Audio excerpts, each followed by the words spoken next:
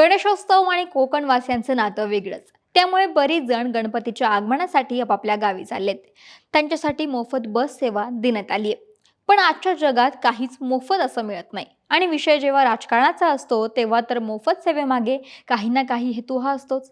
त्यामुळे आता प्रत्येक पक्ष नेते आपापल्या परीनं भाविकांना खुश करण्यासाठी मोफत बस सेवा, मोफत रेल्वे सेवा या प्रवासाची सोय करते. आणि यातही त्यांच्यामध्ये चढाओढ असल्याचं पाहायला मिळतंय. नेमकं काय घडतंय पाहूयात व्हिडिओच्या माध्यमातून. नमस्कार, मी अक्षता आणि तुम्ही पाहताय सकाळ.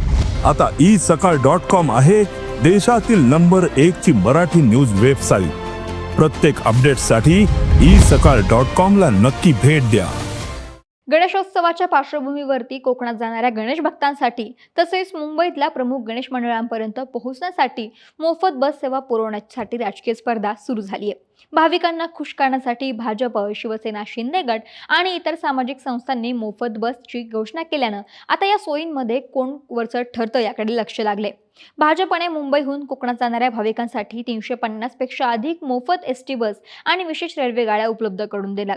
त्यानंतर इकडे शिवसेना शिंदे गटाने चला गणपतीला या मोहिमेअंतर्गत कोकणवासियांसाठी मोफत बस सेवेची घोषणा केली आहे. या माध्यमातून भाविकांना आरक्षणासाठी प्रोत्साहित करणं, त्यांच्यापर्यंत पोहोचणं आणि त्यांच्या जागा राखीव करणं यासाठी राजकीय पक्षांचे कार्यकर्ते सरसावलेले पाहायला मिळतात. मंत्री नितेश राणे यांनी तर थेट मोदी एक्सप्रेस नावानंच कोकणवासियांसाठी रेल्वे गाडीची व्यवस्था केली आहे. राणे यांच्याकडून दरवर्षी हा उपक्रम राबवला जातो. त्यामुळे या गणेशोत्सवात भाविकांना प्रवासासाठी मोफत बसची सुविधा मोठ्या प्रमाणावरती मिळणार असली तरी या उपक्रमामागे राजकारणाची स्पर्धा आणि मतांमध्ये आपलंसं वाटून घेण्याची धडपड स्पष्टपणे जाणवते.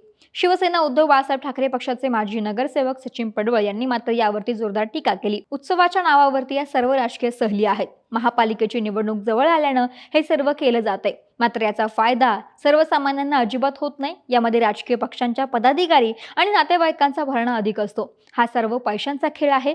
लोकांना आवश्यक सेवा सुविधा न देता पैसे उधळून या सेवा दिल्या जातात.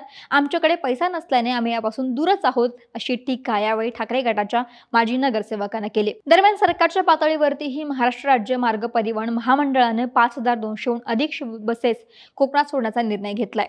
मुंबईतच भाविकांना सोयीसाठी बेस्टनं रात्रीच्या सुमारास विशेष गाड्या चालू केल्या आहेत. तर सिद्धिविनायक मंदिरासाठी स्थानिक संस्था आणि प्रशासनाकडून मोफत बस आणि टॅक्सी सेवा सुरू करण्यात आली आहे. पण कोकणवासियांसाठी मोफत बस सेवा उपलब्ध करताना कोकणात जाणारा म्हणजेच गोवा रत्नागिरी महामार्गावरती मात्र अजूनही प्रश्नचिन्ह आहे. या महामार्गाचं काम अजूनही पूर्ण झालेलं नाहीये.